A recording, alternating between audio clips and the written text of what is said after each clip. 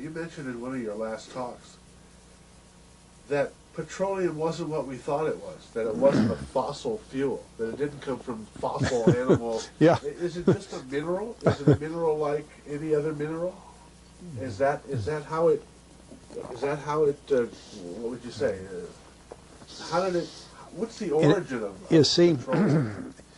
when they first found petroleum, because they were beginning to make motors and needed on axles of wheels on railroad trains and all that sort of thing, and remember trains started in the beginning of the 19th century, then oil went from just a lubricant to a fuel, and it made it valuable.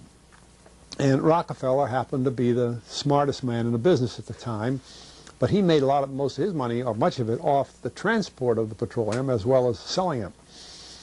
But one thing they realized was, because oil is putting a price on oil is like putting a price on a pail of water. You know, no initial cost. It's in the ground, and in those days they were, some of it almost what you'd call surface mining the oil. They didn't go down deep.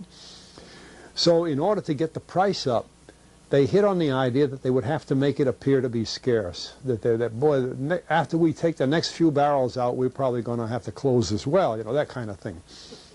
Well, a very fortuitous event. In 1892, there was a convention in Geneva of scientists to determine what organic substances are. Well, the definition of organic is a substance with hydrogen, oxygen, and carbon. And so it's usually a living substance, a tree. You analyze a dead tree, hydrogen, carbon, and oxygen, and grass and so on, living things. Animals, we are hydrogen, oxygen, and carbon. So at this Geneva Convention, Rockefeller took advantage of sending some scientists over who said, oil, petroleum, is hydrogen, oxygen, and carbon. Therefore, it must be derived from the spoiling, the rotting of formerly living matter.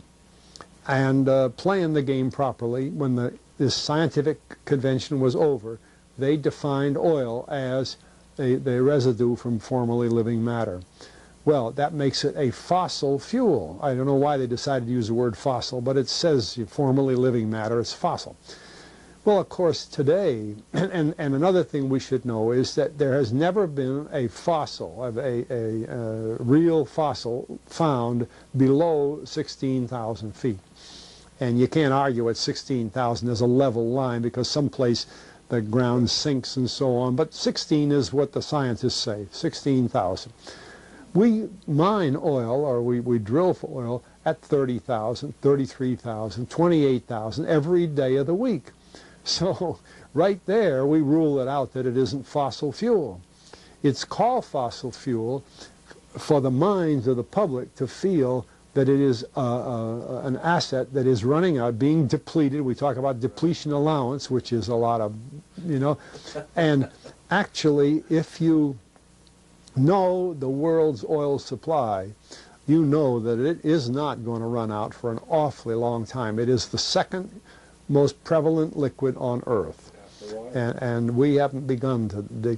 Well, with all that background, you see, the people in charge of the petroleum business, for perfectly reasonable business things, just like any other man in the business, wants to keep his price as high as he can get away with. And the way to do is just say, well, there's no more. The last barrel is going to cost $1,000, and then it's all done. And they preach that stuff. What bothers me is that in geology books, it's in there. The geologists say it's a fossil fuel. Somehow they've been bought. I mean, I went to a 4-year federal staff energy seminar run by the government of the United States during the so-called energy crisis. I was the participant that represented the railroad industry. The airline industry was there. Every AA, administrative assistant of senators and congressmen, was there.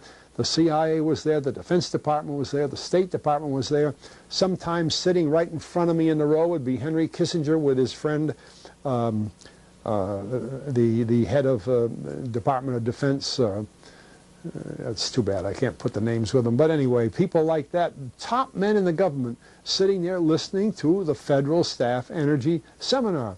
Well, what this was doing is for 4 years, they were teaching a propaganda line to the leading people in this country, and therefore to the leading people in the world, when you include the Schlesingers, Kissinger and Schlesinger, among others. And the object of it was, as Kissinger used in his own terms when it was time for him to speak, to create a world price for oil. In other words, not 30 cents a gallon here and 90 cents a gallon there, but let's get a world price. That's their goal, and they're trying to do that for wheat and everything else.